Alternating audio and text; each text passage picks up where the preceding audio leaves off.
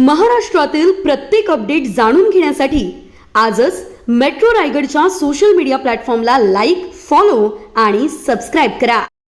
मध्य रेल्वेची रायगड जिल्ह्यातील 2 रेल्वे स्थानके आता अत्याधुनिक होणार असून यासाठी रेल्वे मंत्रालयाने हिरवा कंदील दिला असल्याची माहिती खासदार सुनील तटकरे यांनी दिली. पंतप्रधान नरेंद्र मोदी यांनी देशभरातील 75 रेल्वे स्थानकांचं आधुनिकीकरण करण्याचा निर्णय घेतलाय. यामध्ये रायगड जिल्ह्यातील रोहा आणि पेण या 2 स्थानकांचा समावेश व्हावा यासाठी रायगडचे खासदार सुनील तटकरे यांनी पंतप्रधान यांची भेट घेतली होती. तटकरे यांची मागणी मान्य झाल्यानंतर त्यांनी मंत्री अदिती तटकरे यांच्यासह रोहा स्थानकाची पाहणी करून संबंधित प्रशासनाला सूचना केल्या. लवकरच या कामांना सुरुवात होईल असे तटकरे यांनी सांगितले.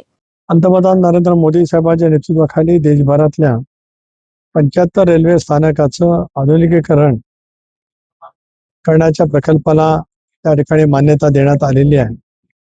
त्यामध्ये रोहाचा आणि पेणचा समावेश करावा अशी विनंती माननीय पंतप्रधान महोदयांना भेटून मी केली होती. रेल्वे मंत्री अश्विनीजी यांनाही भेटलो होतो. रेल्वे बोर्डाचे चेअरमन यांची माझी भेट झाली आणि परवा शुक्रवारी रेल्वेचे जनरल मॅनेजर आणि DRM यांच्याशी चर्चा केली परवाच. आणि आज प्रत्यक्षात आर्किटेक्ट जे आहेत त्यांनाही बोलवलं. सेंट्रल रेल्वेचे वरिष्ठ चीफ इंजिनियर हेही या ठिकाणी होते. त्यांना आधुनिकीकरणाचा प्लॅन त्या ठिकाणी दिला. जवळपास 25 कोटी रुपये खर्च करून या रेल्वे स्टेशनचा चेहरा मोहरा पूर्णपणाने बदलला जाईल. इथूनच ते पेण, जिथे आज जगभरामध्ये आपलं आराध्य दैवत असलेल्या गणरायाच्या मूर्ती संबंध जगभरामध्ये जातात, त्या पेण रेल्वे स्थानकाचं सुद्धा अशाच पद्धतीने अतिशय उत्तम पद्धतीने नूतनीकरण करण्याचं कामाला सुद्धा तत्वता मान्यता देण्यात आलेली आहे.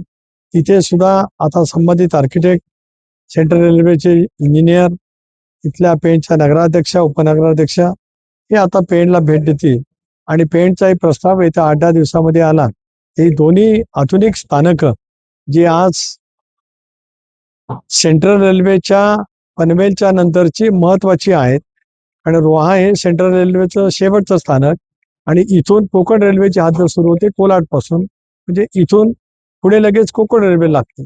अशा वेळेला इथलं जे काही आधुनिकीकरण आहे हे करण्याच्या दृष्टीकोनातून आज प्रत्यक्षात या ठिकाणी भेट दिली आणि मला विश्वास आहे की या सगळ्या निविदा वगैरे प्रक्रिया पूर्ण होऊन 1 ऑक्टोबर 2 ऑक्टोबरच्या आसपास आपण या प्रत्यक्षात कामाला सुरुवात करू शकतो. Subscribe now and press the bell icon. Never miss an update.